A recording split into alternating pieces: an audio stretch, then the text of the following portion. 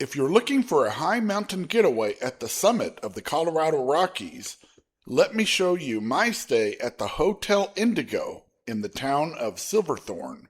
The hotel is located only a couple of stoplights away from Interstate 70, just a little over a half an hour from both Breckenridge and Vail, and right near the dizzying heights of the Continental Divide at the crest of the Rocky Mountains. I stayed at the Hotel Indigo in July, and even though the mercury was topping 100 degrees down in Denver, it was very pleasant up here at 9,000 feet in elevation. There's stunningly beautiful mountain scenery in every direction. In this video, I'll give you a detailed walkthrough in the room, give you a look at the public facilities around the hotel, and I'll show you exactly how much I paid for my stay. If you haven't heard of Hotel Indigo, it's a boutique brand that's part of IHG, the monster group that includes familiar names like Holiday Inn and Holiday Inn Express, Crown Plaza, and Intercontinental. That means that you can earn IHG points at Hotel Indigo and make reservations on the IHG website. The design and decor around the hotel and in the rooms are coordinated with the vibe in the locale, so each Hotel Indigo is unique. I love the design in my room. There are 115 rooms at this property, and I had a standard room with a king bed. It was room number 440. Okay, it's room 440, not too far from the elevator. Let me show you around. Little balsa wood things.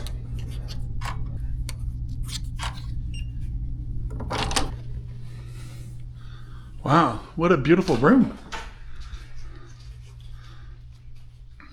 Let me turn on some lights here and I'll show you around the room. All right, so there's a king bed really close to the window. I like that layout. Over here on the side by the window, there's a little table. This doesn't seem to be a drawer or anything, just a table. But it's a pretty big table, so there's lots of room to put your stuff on the nightstand. And there's an electrical outlet here. And there is a place to plug in things over here on the side, too. So there are 2 electrical outlets and 2 USB-A here. So that's good. Let's take a look outside the window.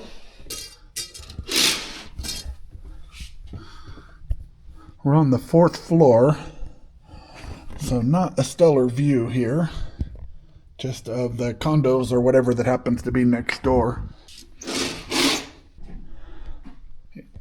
The nightstand on this side of the bed is an actual table. Again, there's no drawer, but there is an alarm clock, and I think those are electrical outlets down there. It's a little dark. So I don't think there's any USB on this side, just electrical outlets. Look at this phone. It's styled kind of like the phones from the younger days, only it doesn't actually dial, just the buttons are arranged in that format. I love these lamps.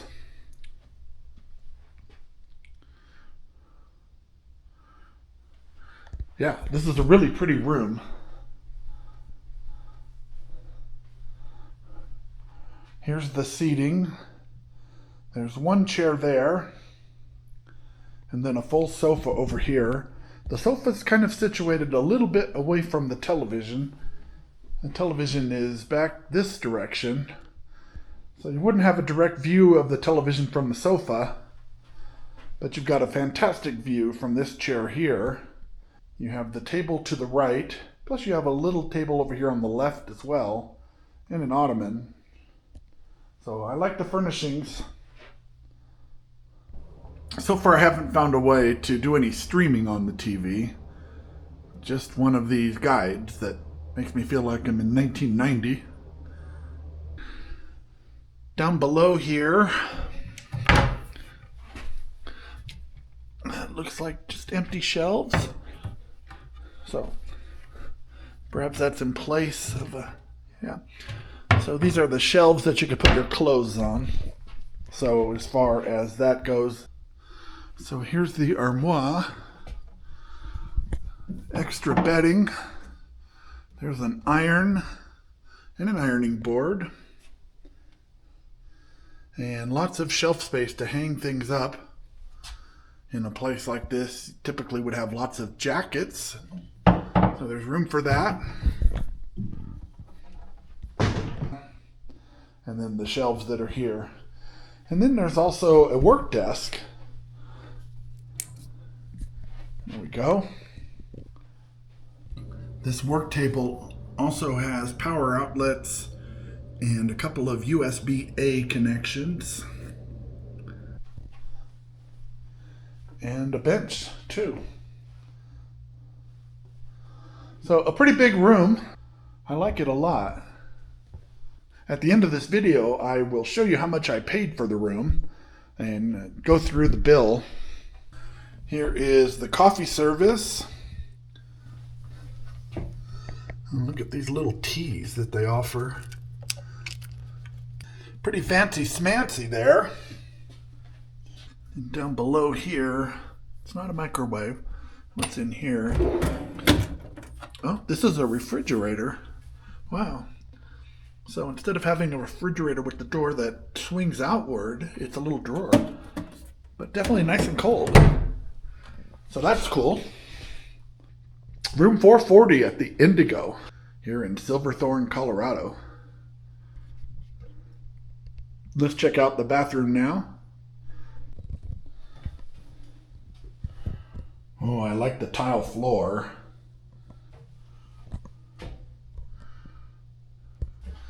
And there's a recessed area with the lighting back in there. It's nice. And check out this shower. This is beautiful. A shower with glass doors. Of course, amenities and pumps. You can't seem to get away from that these days. A couple of extra shelves to put your own supplies on. And then a couple of different shower heads. That square one up there, and I believe this wand is also a shower head. Let me mention that I really do appreciate this light over the shower. It's not something that a lot of hotels have, and oftentimes the shower area is kind of dingy. So I love this light. Mostly because it helps you see just how clean this shower is.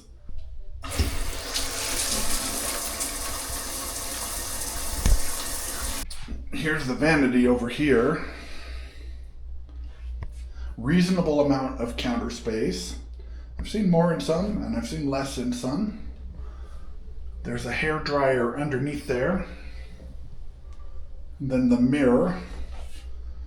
There's also a full-size mirror there behind the entrance door to the room. And these birdcage lights are pretty cool too. The design in this room is impeccable. I'm impressed. And this is an IHG property. So here's a recap of what I found in my room. There's no microwave in the room, although there is a communal microwave available downstairs. I'll show you that in just a sec. And there's no in-room safe, if that's important to you. Overall, I liked this room a lot and thought it was a great bargain for the price. And I'll show you that too, coming up in just a minute. There's lots of little nooks down here in this main lobby. So if you're staying here with a group, it's a good place to collect together before you go out to dinner or drinks or whatever. So you meet me down here in the lobby. And here's the business center, as it were.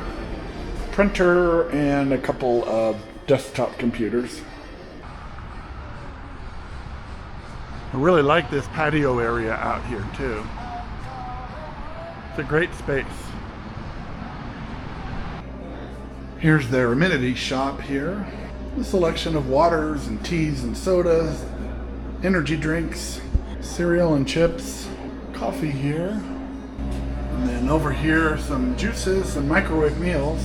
There's no microwave in the room. However, there is a microwave right here. It's interesting that they call this the Eisenhower Market. I'm guessing that's named after the Eisenhower Tunnel.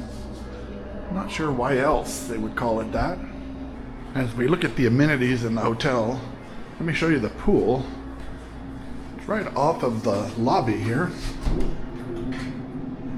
Hours are 6 a.m. to 11 p.m.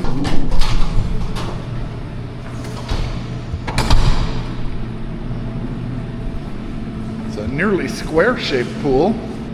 Varies in depth from 3 feet up to 4.5 feet. It's an indoor pool, so that means that you can use it in the wintertime too.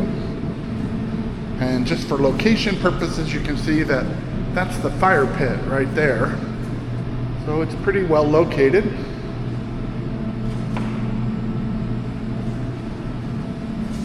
And then off to the side over here, some bench seating with cushions, and then some metal patio tables.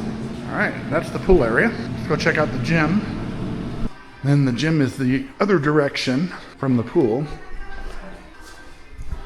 Fitness center says it's open 24 hours a day. There's some people working out over there. 3 treadmills, 2 ellipticals, and 1 stationary bike. And then there are some free weights also. But I won't show those to you right now. Yoga mats and towels. And then a water station. There you go, that's the gym. And there is no guest laundry in this hotel. So the restaurant on site is a tequila bar called Kusu. They serve breakfast, lunch, and dinner, but they close fairly early. They were closed at 9 p.m. last night. I'm filming this in the morning when it's much emptier. And we can see the bottles of wine on the wall. Wow, this is pretty. Very beautiful space. And look at this wall of tequila they have. It's like the bartender sometimes has to climb up the ladder to get your tequila choice. Beautiful place.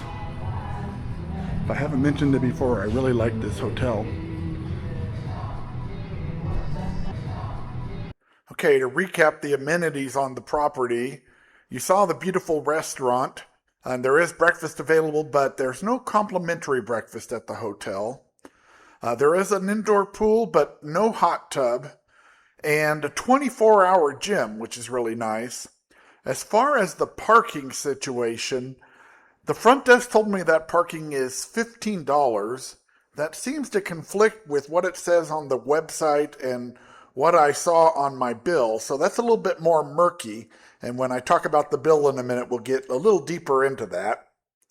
The final thing I'd like to show you here is just where to go when you first arrive at this hotel, because it's a little confusing since there's no place to stop on the street in front of the hotel.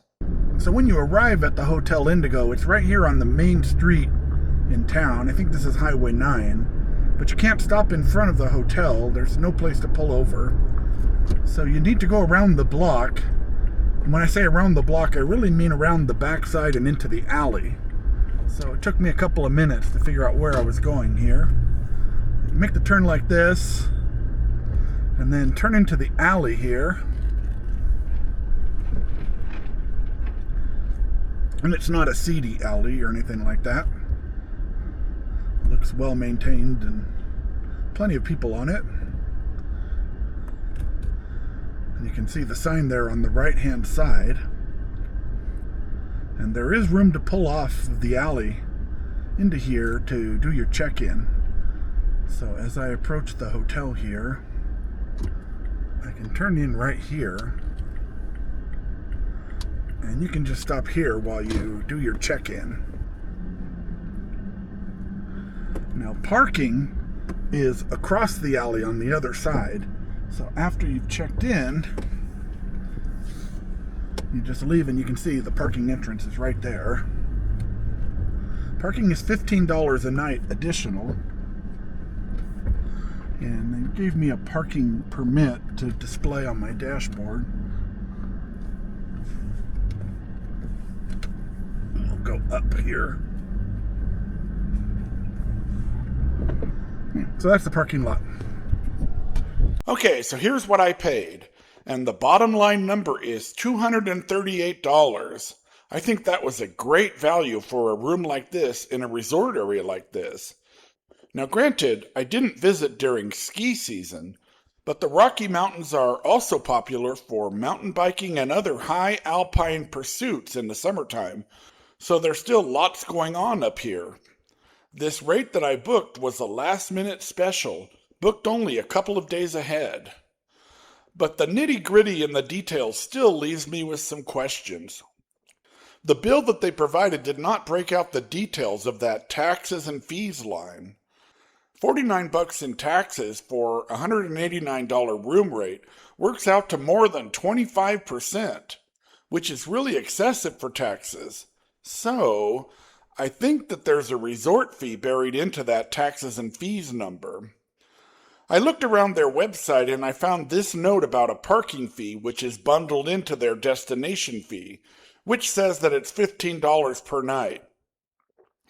Thus, the FAQ on the website says that parking is free, but the destination fee is mandatory, whether you park a car or not. So I think that the bill could probably be restated like this, with a resort fee of $15 and the taxes reduced to $34. That still works out to about 17% in taxes, but that's probably closer to the truth. I find it obnoxious that they hide the destination fee in the taxes line instead of itemizing it on the bill.